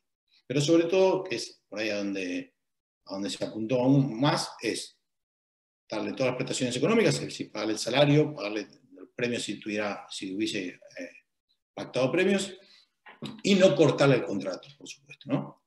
¿Qué pasa si la jugadora tiene un contrato de un año, se embaraza en la mitad de la contratación, y el contrato finaliza durante el periodo de licencia, y el club decide no renovar el contrato? Una posibilidad es que renueve el contrato, firme por un año o 2 más, y siga su relación laboral. Pero a lo mejor el club decide no renovarle por X motivo, por el que fuere. El club debe continuar abonando el salario y las prestaciones contractuales hasta el fin de la licencia, y si al fin de la licencia el libro de pases está cerrado, la AFA tiene la obligación de abrir un libro de pases especial de 20 días para que la jugadora pueda ser incorporada por otro club de la categoría. A todo esto, ¿qué hace además la federación o la AFA, en este caso la asociación, para potenciar el fútbol femenino? Da un subsidio mensual.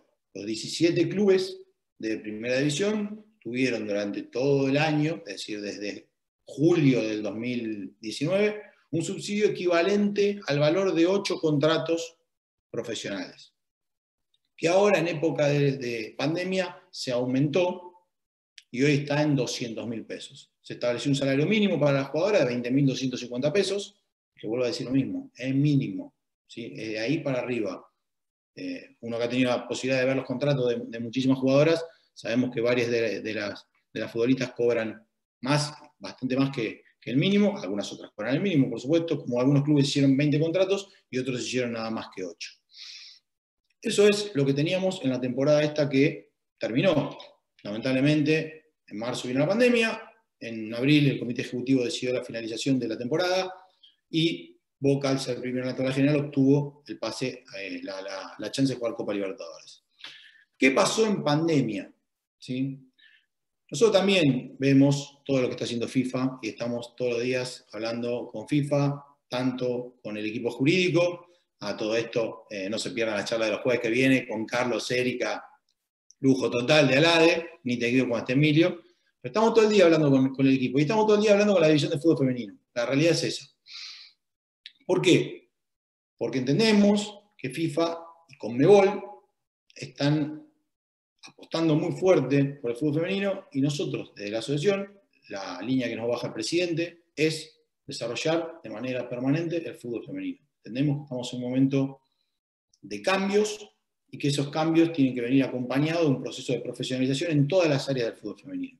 Y en ese proceso de profesionalización, la AFA, hará un mes, más o menos, sacó el anticipo de lo que va a ser la estrategia integral de fútbol femenino 2021-2026, que complementa y mejora la que tenía 2019-2022. ¿Cuáles son los puntos más trascendentes que van en línea con esa estrategia? Primero, 2020, a partir de la temporada del año que viene, 2021, que arranca, si Dios quiere, el 7 de marzo, el torneo, la temporada. De 8 contratos, el mínimo va a ser 12 para los clubes de primera división, para los 19 clubes que va a tener la primera división el año que viene. ¿Por qué? Porque ascienden 2 y no descienden ninguno. Y en el 2023, esa cantidad mínima de contratos se eleva a 15. Además, y por ahí escuché la importancia del sistema de licencias que tiene dentro del fútbol profesional y también el no profesional, durante el 2021 los 19 clubes de primera división van a hacer el proceso de licenciamiento y a partir de 2022, para jugar en primera división profesional del fútbol argentino femenino, tenés que tener el certificado de licencia que expide AFA. Si no tenés el certificado de licencia, no van a poder jugar en el fútbol femenino. Estamos con Javier, codo a codo. Durante el 2021 vamos a hacer el relevamiento de los 19 clubes y vamos a sacar el reglamento de licencias para el fútbol femenino. Licencias que en las categorías de ascenso van a tener su obligatoriedad a partir de 2023. ¿Sí? Porque nos parecía que solo tener una categoría fuerte y 2 o 3 categorías donde haya mucha diferencia no le sirve al fútbol argentino. Esa es la realidad. Entonces, para mejorarlo hay que darle las mismas herramientas a todos. Y las herramientas tienen que ser ecuánimes. Entonces, a partir de 2023, los clubes de la B y de la C también van a tener que tener su certificado de licencia y su propio reglamento. Y acá viene lo más importante, lo que yo creo que es lo más importante de la estrategia, por lo menos a nivel competiciones. Argentina tiene una gran falencia. La gran falencia, yo entiendo que es la falta de fútbol base, la falta de fútbol formativo en el femenino. ¿Sí? Hoy no hay divisiones inferiores, por lo menos no hay divisiones inferiores organizadas por AFA. ¿Sí? Este año en la liga fue la primera vez que hubo un torneo sub-20 de reserva, torneo sub-20 de reserva optativo, en el cual han participado equipos de la A, equipos de la B y equipos de la C. Muchas veces, como muchos de los equipos, lo hacen para tener ese doble equipo que exige Conmebol en el masculino para desarrollar competencias internacionales. Bueno, a partir de la temporada que viene, de la 2021, para jugar primera división, no solo tenés que presentar tu equipo de primera, sino que además tenés que presentar tu división reserva sub-19 de manera obligatoria. En el 2022, además de primera 19, tienes que presentar un equipo sub-16 de manera obligatoria y en el 2023 un equipo sub-14. Los años anteriores va a ser optativo, es decir, en 2021 19 obligatoria, 16 optativa, 14 optativa. Pero a partir de 2023, para jugar en primera división en el fútbol argentino vas a tener que tener primera división, sub-19, sub-16 y sub-14. En el ascenso lo hicimos un poquito más gradual. En el 2021 la reserva va a ser optativa, en el 2022 va a ser obligatoria, en el 2023 va a ser obligatorio la sub-16 y en el 2025 va a ser obligatoria la sub-14. Con lo cual, recién en el 2025 van a tener que tener la tira de 4 equipos. ¿Esto qué nos da? Nos da la posibilidad, primero, de tener divisiones formativas organizadas bajo la tutela de AFA. Segundo, le da la posibilidad a los clubes de tener jugadores y nutrirse de jugadoras en su primer equipo formadas dentro del club. Y además, que nuestras chicas, nuestras jugadoras lleguen a una primera división, lleguen a una selección con todo un bagaje técnico y táctico que hoy a lo mejor no tienen. Hoy uno habla con algunas jugadoras de selección, de las mejores que tenemos, y nos dicen, y si yo hubiese tenido competencia antes, hoy esta falencia que tengo no la tendría o no la estaría corrigiendo a los 22 años, por ejemplo. Bueno, creo que el fútbol femenino necesita de un proceso, necesita de una adaptación, y así como el masculino en su momento fue creciendo en cuanto a divisiones menores, hoy el femenino, con esta estrategia que tiene AFA, lo va a desarrollar en un corto lapso de tiempo. También creamos 2 torneos nuevos. La Copa Federal, que no se pudo jugar el año pasado por la pandemia, que es un torneo que apunta hacia otra de las aristas que nosotros queremos, que es la federalización del fútbol femenino. Hoy el fútbol está centralizado en la provincia de Buenos Aires, en la capital, y las ligas del interior, cada una hace su propio torneo. La realidad es que estamos buscando que con el correr del tiempo se empiece a federalizar, y la Copa Federal es el primer paso. 16 equipos de AMBA, 16 equipos del interior, 2 por zona geográfica de Consejo Federal, confluyen en un solo torneo por eliminación. Y el campeón de la Copa Federal va a jugar la Supercopa con el campeón del torneo de primera división en lo que sería la final anual para ver quién es el mejor equipo del año en el fútbol femenino. ¿Por qué hicimos 16 y 14 las divisiones inferiores? Porque coinciden con las ligas de desarrollo de Conmebol. Hoy Conmebol el único lugar donde uno puede jugar divisiones inferiores son las ligas de desarrollo de Conmebol, que se desarrollan una vez al año y terminan con la fiesta de la juventud. Y es sub-16 y sub-14. Muchos equipos de Argentina, no solo de Buenos Aires, sino de todo el país, participan de la Liga de Desarrollo de Conmebol, y hoy, con la formación y la conformación de divisiones 16 y 14, seguramente van a ser mucho más quienes puedan participar de esa Liga de Desarrollo y puedan competir a nivel internacional en las categorías formativas.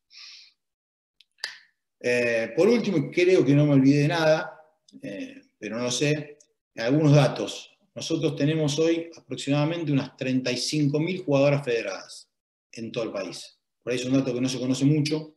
Tenemos 35.000 jugadoras federadas, la gran mayoría en las 102 ligas del interior del país que participan de sus torneos. Ese número, obviamente, la estrategia que viene acompañada de un plan de comercialización, de un plan de marketing, de un plan de visibilización de la actividad, tiene que crecer exponencialmente. El fútbol femenino, al cual FIFA está trabajando algunos cambios normativos, te voy a adelantar, Dani, Emilio y su equipo están trabajando algunos cambios normativos que los esperan sacar en breve, algún allanamiento en cuanto al reglamento sobre el estatuto de transferencia de jugadores. La verdad que yo celebro que FIFA y de la mano de Emilio tenga la apertura que tiene, escuche a todos, a las 211 federaciones, por más que uno diga 2 renglones, siempre están atentos.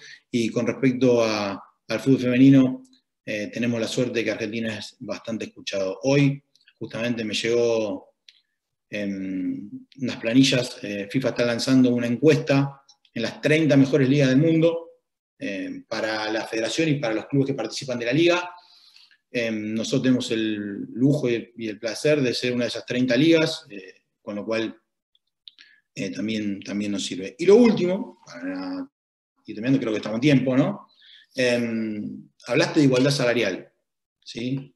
Que es un tema que estuvo muy en boca de todos, con la demanda del seleccionado estadounidense y con las reformas que sacó Brasil luego de que sacamos nosotros las reformas en Argentina.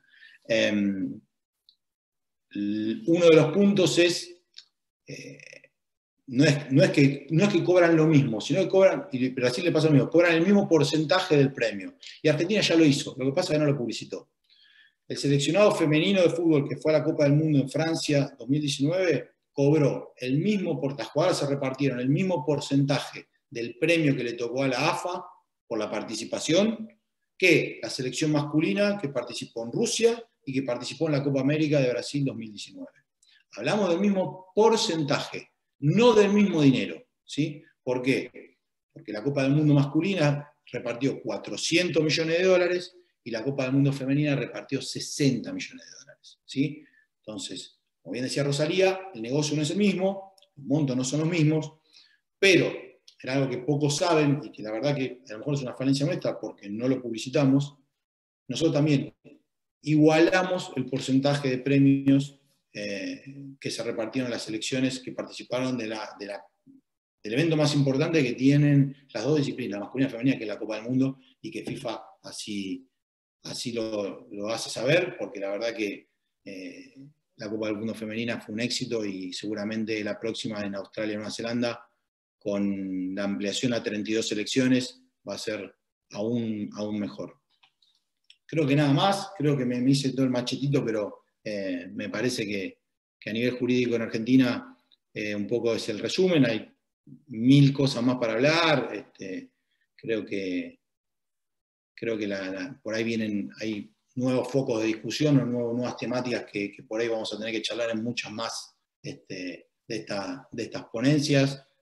Todo lo que tiene que ver con género, todo lo que tiene que ver con por ahí atletas trans o con hiperandrogenismo. La verdad que son temas que se vienen y hay que dar el debate, hay que escuchar a todos y nosotros desde la asociación, porque el presidente nos obliga y porque aparte estamos recontra convencidos de que es así, al fútbol femenino para nosotros es importantísimo. Y es una disciplina que su crecimiento, entendemos, no puede parar, no tiene techo. Yo siempre digo que el fútbol no tiene techo, el fútbol femenino no tiene techo, y muchos de los que hoy descreen, dentro de unos años se van a sorprender cuando se sienten frente al televisor y a lo mejor elijan un femenino a un masculino en cuanto a un partido de fútbol. Así que muchas gracias por escucharme y espero haber sido lo suficientemente claro. Bueno, Andy, muchas gracias. Sí, la verdad que sumamente claro y excelente el aporte ahí que estabas, que trasladaste ahí al final de las modificaciones al reglamento, porque si bien, como decíamos al principio, se les aplica con la única excepción en principio de derechos de formación, lo cierto es que es necesario alguna adaptación justamente para las mujeres. Así que bueno, en buena hora. Si te parece, yo les voy a admitir, perdón, porque admití a alguien recién, abrir los micrófonos, también Rosalía, ahí estás, y demás, y hay algunas preguntas en el chat. Yo al principio había visto una con relación a la transferencia entiendo que internacional, consultaba de menores, y bueno, mientras voy habilitándole los micrófonos, respondo, se les aplica el reglamento, que justamente lo que establece en realidad es la prohibición de transferencias internacionales de menores, salvo ciertas excepciones que están incluidas, como mudanza, estudio y demás. Así que sigo mirando a ver si encuentro aquí más preguntas y demás. Cualquier cosa, si no, se pueden levantar la mano y a mí acá ya me va a aparecer. Mientras, ahí estás, Ricardo, ya te habilité el micrófono, y Norberto, ahí están.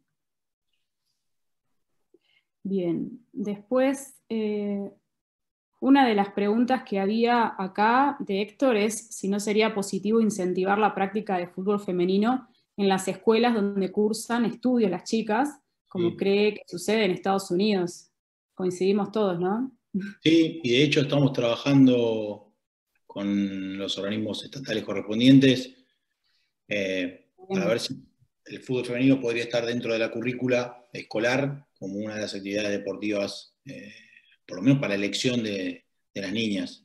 En Estados Unidos es así, es una de las actividades deportivas que las niñas pueden elegir o que se fomenta que elijan, y la verdad que sería muy bueno que sea así también en Argentina. Sí, ni hablar. Como comentaba también al principio, en Estados Unidos tienen aparte esta ley federal por la cual ya de por sí todos los deportes, en principio por lo menos deberían, y creo que así lo es, están equiparados en cuanto al tratamiento. Pero sí, creo que yo también coincido que ese es el camino. Acá tengo una pregunta bien específica para vos, Andy, de Manuel Laborde, que dice: ¿en Argentina aplica para el fútbol femenino la norma de obligación de ofrecer contrato profesional a jugadoras aficionadas que disputen más del 25% de la temporada? Creo que está dentro del convenio colectivo, ¿no? Sí. Ahí está también Ricardo y Norbert asintiendo, creo. Habría que ver entonces esas jugadoras aficionadas, ¿no? que no tienen contrato profesional, algunas de las que hayan quedado fuera del mínimo. Yo creo que más allá de cualquier arista del convenio colectivo, con las reformas que estamos implementando nosotros desde la asociación, indefectiblemente con el correr de 2 o 3 años, el fútbol femenino va a tener, ya te digo, 2023 solamente va a haber un mínimo de 15 contratos por equipo. Ya sabemos que los 15 no van a ser 15, van a ser 20, van a ser 22, 25, y probablemente a partir de 23 sea muy difícil que convivan, como conviven hoy a lo mejor aficionadas mayores de edad dentro de una plantilla. Creo que va hacia ello. Creo que el fútbol femenino también no se puede ahogar a los clubes que hacen un esfuerzo gigante, ¿sí? Siempre trato de recalcar a los clubes, a los dirigentes y a las dirigentes que están dentro de la disciplina, que nos ayudan a nosotros desde AFA, de la comisión, a las delegadas, a la gente que participa en las mesas, de la A, la B y la C. La verdad que hacen un esfuerzo tremendo por fomentar la actividad, y seguramente vamos a tener que seguir mejorando tanto el convenio como la situación de las jugadoras. Nos encantaría estar mejor, pero sabemos que es un proceso que tiene que ir lento pero firme. Bien, perfecto. Después también hay otra Pregunta acá, que me parece que sí que va para vos, con relación a cómo se pueden adaptar o conseguir que los clubes chicos puedan desarrollar la actividad, o sea, teniendo en cuenta la carencia del mismo en el fútbol masculino. Supongo que también, ¿no? Un poco de la mano de lo que estabas diciendo recién. A ver, me parece que los primeros que se tienen que convencer son los dirigentes de fomentar el fútbol femenino. Nosotros desde la asociación tratamos con charlas, capacitaciones, ayudándolos económicamente, tratamos de que entiendan que tener fútbol femenino es un valor agregado a lo que es el fútbol. Que volvemos a lo mismo, el fútbol es uno solo que hay dos disciplinas, una masculina y una femenina, una mayor, una juvenil. Son disciplinas dentro del deporte que más nos gusta a todos, y la verdad que creo que son todos los clubes que participan del femenino te dicen que es un valor agregado. Que por el contrario, que muchas veces algunos arrancaron escépticos y después te dicen, yo no entiendo cómo no tuve fútbol femenino antes. Entonces, me parece que hay un caudal de socios, de socias, de participación de familias, de un clima que se da en los partidos que por ahí es distinto al masculino, que es para, y ni hablamos desde el punto de vista comercial, donde recién ahora se está desarrollando por ahí la potencialidad de la disciplina. Bien, perfecto. Creo que acá, ustedes me dicen con el tiempo, cómo vamos.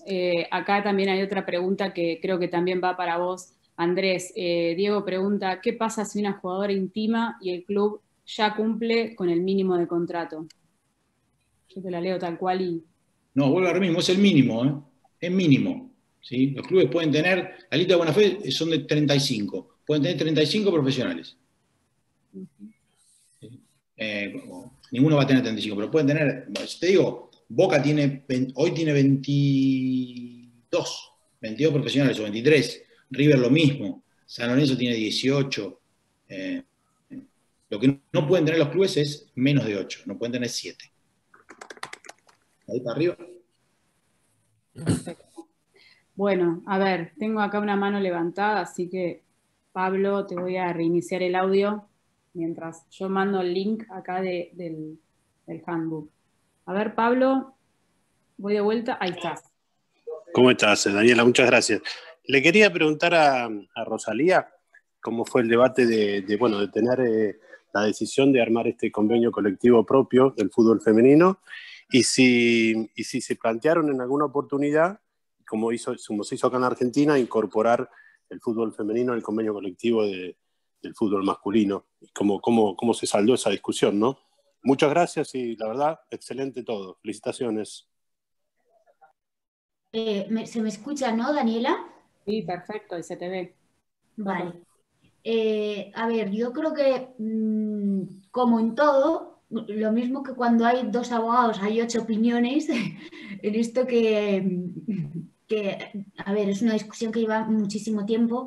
Yo creo que había partidarios de meterlo dentro del convenio de fútbol masculino, había partidarios de no meterlo bueno, yo además soy de esa opinión, pero además de manera muy contundente, porque hay una especialidad que yo creo que es innegable, lo mismo que un deportista profesional tiene que tener un real decreto propio por las especificidades. Yo creo que supongo que soy una voz de las mínimas, ¿no? Y que todo el mundo piensa al contrario, pero a mí me parece que ser consciente de una realidad que es distinta, plasmarla y recoger derechos que son particulares de esa realidad, yo la verdad es que lo veo muy positivo. Además aquí yo creo que sí que se planteó, pero es que aparte luego en España tuvimos un problema muy grande con quién representaba a las jugadoras de fútbol para la negociación, porque es que yo creo que la situación que incluso seguimos viviendo aquí es decir, ¿quién representa a las jugadoras? ¿Quién va a hablar en nombre de ellas? Es decir, ¿cuál es la voz que nos sirve? Dentro de la AFE, que es el sindicato de futbolistas masculinos, hay un comité de fútbol femenino, pero es que luego están el sindicato de futbolistas son. Entonces, yo creo que ha sido todo tan caótico, desde mi punto de vista, con una falta de orden, que incluso desde las cosas que se planteaban los sindicatos planteaban incluso dos cosas distintas, incluso a lo mejor desde el punto de vista de la compensación, desde el punto de vista de la parcialidad. Sí que se ha planteado el meterlo dentro del convenio masculino, pero la verdad es una cosa que yo pienso que casi nadie pensaba que podía tener cabida, porque yo insisto que de verdad en España vivimos una realidad de números, de audiencia, de producto, que es completamente distinta. Es decir, pero de verdad, o sea, yo soy una fan del fútbol femenino, pero tú sales a la calle, le preguntas a alguien, nadie es capaz de decirte ni un único nombre de una jugadora de fútbol. Es decir, yo creo que estamos en un camino de la cultura del fútbol femenino, pero la realidad nuestra es muy, muy, muy distinta. Nadie en la calle te dice, he visto un partido de fútbol femenino. Es muy difícil. A menos que estés dentro del contexto del fútbol o trabajes dentro del fútbol, una persona de pie ni siquiera es capaz de decirte el nombre de una jugadora de fútbol. De verdad, es la realidad. Y el que diga que no, no está diciendo la verdad. Bien, también un tema, Rosalía, no sé qué pensás vos con relación a derechos de formación, ¿no? Que está establecido ahí en el convenio y que de hecho justo yo lo estuve mirando y es bastante llamativo la regulación y esta lista de compensación, ¿no? Y demás. ¿Qué Sí, pensás? además es que fue uno de los, bueno, o sea, fíjate que ni siquiera FIFA a nivel internacional lo recoge y yo pienso que uno tiene pensado reconocerlo. Yo desde mi punto de vista, y no me da miedo decirlo, es de las típicas cosas que no sé lo que pienso. De verdad, no sé lo que pienso. No sé si los derechos de formación son buenos o son malos. Es decir, si al fútbol femenino, que ya tiene mucho lastre, le metemos el lastre de tener que pagar a los que lo están formando, dices, ostras, a lo mejor se me quitan las ganas de contratar. Pero es que, claro, si no incentivas al club que está formando con los derechos de formación, a lo mejor te cargas la formación. Entonces, yo de verdad es del típico tema que no sé lo que opino porque no sé lo que pienso. Fue punto de debate. De hecho, además aquí ha pasado una cosa muy rara con el convenio colectivo. Se aprobó en marzo, o sea, en febrero, pero no se publicó en el Boletín Oficial del Estado, con lo cual, si no se era publicado en el Boletín Oficial del Estado, no se podía aplicar. Cuando iba a ser publicado ese artículo 20, fue impugnado por uno de los sindicatos, no por el sindicato de AFE. Finalmente esto se resolvió en la Audiencia Nacional y se les dio la razón a AFE diciendo que sí, que la lista de compensación tenía que ser aplicable para los jugadores de menos de 23 años. Entonces yo, si me preguntas qué ha pasado, te lo explico. Esto es lo que ha pasado con el tema de la lista de compensación o como lo quieras llamar, que al final son derechos de formación. Yo, desde mi punto de vista, de verdad no sé lo que pienso. No sé si es bueno o si es malo. Bien, queda abierto ahí el debate. Oscar, pero yo te voy a habilitar el audio a ver si ahí te podemos escuchar. Perfecto. Hola, buenos días, ya buenas tardes, gracias. No, la duda los vengo escuchando respecto a todas las modificaciones de los convenios de jugadores y en realidad, conociendo lo que hay en el convenio de entrenadores, lo único que habría que incorporar en principio sería la disputa de los campeonatos profesionales de fútbol femenino, porque en el caso de lo que establece el 662/13, dice los torneos organizados por la AFA, pero los desgrana, los discrimina o los nombra uno por uno y no estaría nombrado todavía, o sea que ahí habría que hacer una modificación. Pero creo que en todo lo demás, salvo en lo que estoy tratando de acordarme, pero me parece que en lo que es la relación específica, al mencionar director técnico o entrenadores, no habría prácticamente nada para modificar y las escuelas están abiertas tanto para cualquier persona que pueda, tanto masculinos o femeninos, que puedan establecer la cursada, así que en ese aspecto tampoco habría ningún tipo de diferencia. Por ahí me estoy comiendo algo, por eso más que una consulta era por un lado para Andrés, buenas tardes antes que nada, si entiende que justamente ahí sí habría que hacer a nivel convencional, más que una modificación, un agregado, y en lo demás, a los tres se los pregunto si se les ocurre algún otro tipo de modificación para que alguien del sexo femenino pueda ejercer la profesión de director técnico sin la actual disposición o sin la actual normativa. Reitero, me parece que no hay que modificar nada, pero escucho. Bueno, hola Oscar, ¿cómo andás? No, coincido con vos. Solo hay que agregar Primera División Fútbol Femenino como categoría profesional. De hecho, ya lo tenemos proyectado, ya lo estuvimos hablando y ya hay un borrador para hacer la reforma, o el agregado más que la reforma al convenio, en ese sentido. Sí, sí. Muy bien, cuántas novedades, Andrés. Te hemos sacado. Trabajamos. Muy bien, excelente. ¿Pregunto algo? ¿Cómo? ¿Puedo preguntar algo? Por supuesto. Bueno. Gracias, Carlos. Esta pregunta va a Rosalía. Dime una cosa, Rosalía. La generación de jugadoras de fútbol en España, ¿es a través de asociaciones civiles o de sociedades anónimas? ¿Cómo es la cosa? ¿O de la escuela, universidades? ¿Cómo generan ustedes los planteles o las futuras profesionales?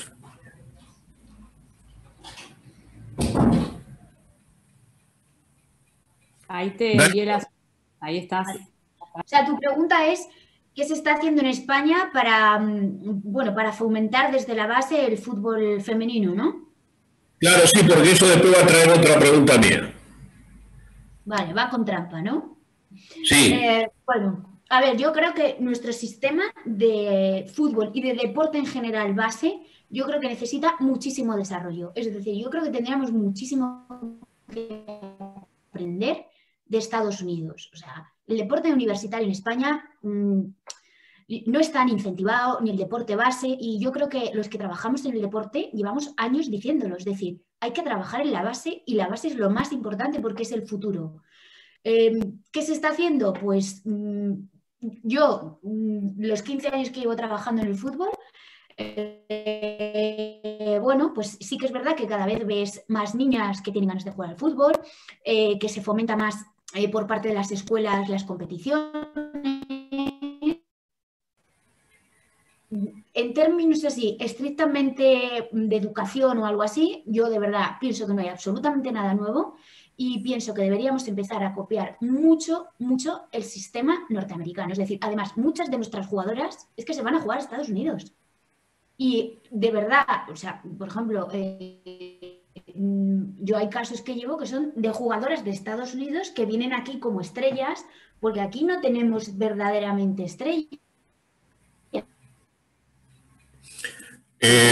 Un poco, pero sí, de hecho, reitero. Es que si no hay un incentivo. Ahí está, se te había entrecortado un poco, Rosalía. Sí, el tema es este. No, el tema es este. Yo te explico más o menos por qué me viene la idea hablando contigo. Yo creo que son realidades distintas a las que nos enfrentamos, por ejemplo, en el fútbol europeo, para hacer una generalización, con el fútbol argentino o latinoamericano, por lo menos argentino. Es decir, aquí donde se desarrolla una atleta o un jugador de fútbol, para ser preciso en el deporte, o una jugadora de fútbol, son asociaciones civiles sin fines de lucro. Son clubes, no son empresas, ni son escuelas, ni son universidades, que debería hacerse, esto no me cabe la menor duda. Pero son asociaciones civiles, es decir, son aquellas personas jurídicas de existencia ideal que viven del esfuerzo de sus socios, ¿no es cierto? Algunos y otros porque han entrado en el negocio del fútbol profesional. Y a eso un poco hay que tener cuidado cuando se habla del derecho de formación, porque el derecho de formación como compensación tiene que ver con un esfuerzo que se ha realizado para desarrollar un deportista. Y en las asociaciones civiles esto se ve plasmado y posiblemente no se vea plasmado en otras actividades como las universitarias, las escolares o el deporte de base que ustedes aman, porque no tienen la misma generación de esfuerzo que podría tener en la realidad que puede tener en Argentina. En Argentina ese derecho de formación no es necesario ya explicitarlo porque hay una ley que abarca en todos los deportes ese derecho de formación como compensación y no como indemnización. Que es importante esta diferencia. Por eso una de las cosas que me llamó a la exposición de ustedes, incluso con lo que ha dicho Francisco, es esto, es decir, cuidado, que la compensación para los clubes que no usufructan ese deporte profesionalmente y crean valores o crean deportistas de élite, es una ayuda económica a seguir formando un montón de cosas, un montón de deportistas. Entonces, yo creo que esto del derecho de formación uno tendría que tener mucho cuidado con la realidad que se enfrenta para poder discutirlo. Me parece que debemos hacer esa distinción. Es muy importante que lo hagamos, porque si no vamos a caer en una verdad general como esto: ¿por qué el derecho de formación que me impide el desarrollo? En algunas realidades puede ser cierto, en otras no tanto. Bien, perfecto. Y sé que Norberto, Ricardo, ustedes tienen que seguir con el curso. Sí. Andrés y Rosalía, Rosalía ni hablar porque estás allá desde España, así que estamos, ya sé, pasados de tiempo, así que no sé si quieren ustedes decir unas palabras finales. Yo por mi parte les agradezco de vuelta, hice el agradecimiento al principio, les agradezco que me hayan escuchado, que me hayan permitido acá exponer y que, bueno, y que haya tenido estos compañeros como Andrés y Rosalía que he tenido. Así que muchas gracias a ustedes y ya les dejo el micrófono para que vayamos cerrando.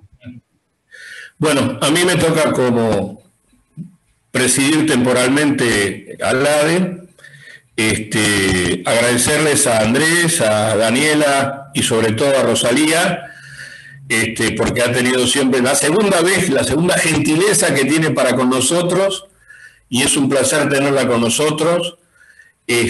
Así que bueno, en algún momento podremos traerte para Buenos Aires. Ponemos una estampilla en Madrid y te traemos para aquí. Aunque sea para compartir una cena con Ricardo, con todos los muchachos y poder divertirnos discutiendo.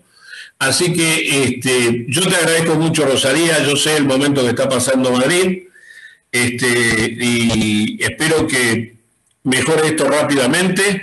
Así que te mando desde aquí un gran abrazo, el mayor de los afectos, y muchas gracias por haber participado.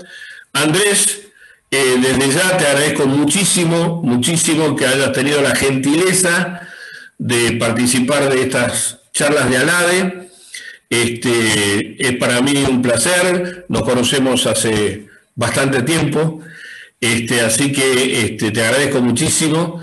Y a Daniela, bueno, mi felicitación, es una de las grandes impulsoras de estas charlas de ALADE, y a todos los que colaboran con estas charlas, también lo mismo. Y a todos los que nos siguen permanentemente, la mayor de las gracias, porque eso hace que sigamos pudiendo invertir, aunque sea tiempo y trabajo, en seguir difundiendo esto de la materia del derecho deportivo y traer el concurso de todas las personas que ofrecen su tiempo para desarrollarlo y mejorar las condiciones en las que nos movemos. Advierto una cosa: ya mi estudio recibió el primer caso de fútbol femenino, así que en cualquier momento vamos a tener que estar dilucidándolo. Así que, Andrea, en cualquier momento te llamo. Así que, bueno, muchas gracias a todos, muchas gracias en serio. Bueno, gracias, yo también, la verdad que fue un lujo enorme. Uno, escuchándolos cada uno, hemos aprendido un montón. Gracias, Daniela, gracias, Rosalía, gracias, Andrés, la verdad que fueron brillantes los tres.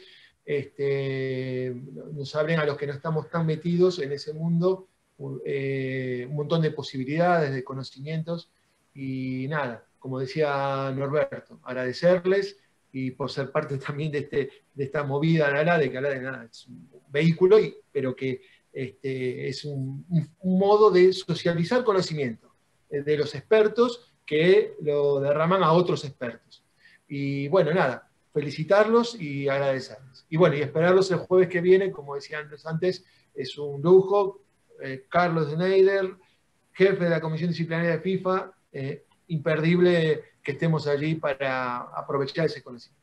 Abrazo fuerte a todos y gracias otra vez a los 3 expositores. Bueno, yo... Sí, por favor, la palabra ahora a los expositores, por favor. Bueno, muchas gracias Ricardo, Norberto, Daniela, Alade, a toda la gente que nos está viendo, a mi compañero Andrés. Yo creo que hacéis un trabajo fantástico en Argentina y creo que en España. Siento mucho la que hago, pero creo que para mejorar las cosas hay que poner la realidad, y este tipo de foros yo creo que nos ayudan muchísimo a tomar ejemplo y adaptar a nuestra realidad lo que se hace en otros países como en Argentina, que yo creo que, bueno, Ricardo, ya sabes que siempre te lo digo, la evolución del derecho deportivo en España, que yo creo que es muy grande, tiene una gran base en Argentina. Yo siempre te lo digo, las primeras cosas que yo leía hace 15 años eran tuyas, de Ariel, y creo que sois un ejemplo, y en el fútbol femenino sois un ejemplo a nivel mundial, y creo que deberíamos empezar a copiarlo porque merece mucho la pena trabajar en esto. Un fuerte abrazo y muchas gracias y felicidades por lo que estáis haciendo en ALADE todos los jueves. Gracias. Bueno, primero muchas gracias por la invitación nuevamente. Me hiciste poner colorado, Rosalía. Muchas gracias por las palabras.